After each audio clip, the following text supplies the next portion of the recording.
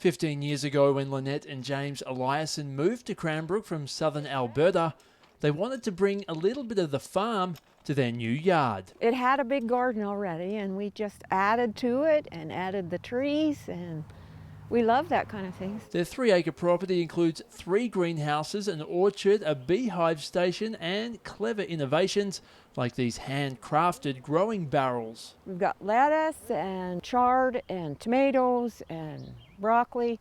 You can plant almost anything in there. The Eliasons' yard is one of 7 properties which will be on display as part of Open Garden Day, an event which Lynette Eliason says has provided plenty of inspiration. I love to go and see the gardens and see the flowers and the way people grow a few vegetables, and it's just neat to see everybody's ideas. This year marks the 20th anniversary for the tour and 50th wedding anniversary for the Eliasons, who credit the milestone to staying active year-round and, of course, lots of time together in the garden. In the winter we walk, and in the summer we garden. We work together and we keep healthy.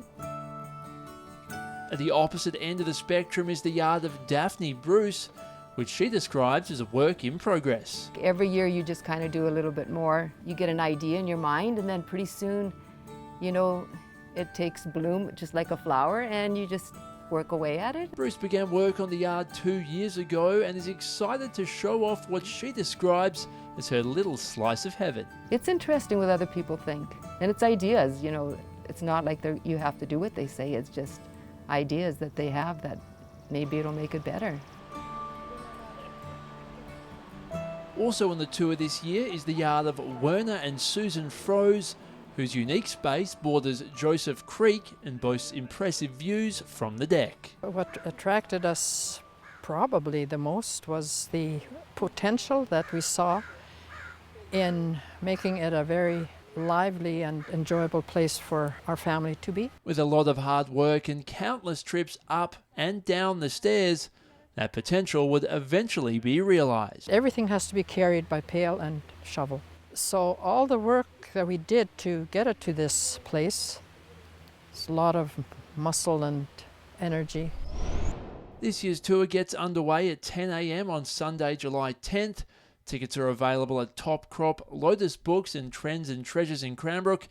Artisans and crafters will be on display and selling their creations throughout the day. There will also be a demonstration from beekeepers Lance and Bobby Cuthill, who will be on hand at the Eliason Garden educating visitors on the honeybee. For Go in Cranbrook, I'm James Farnan.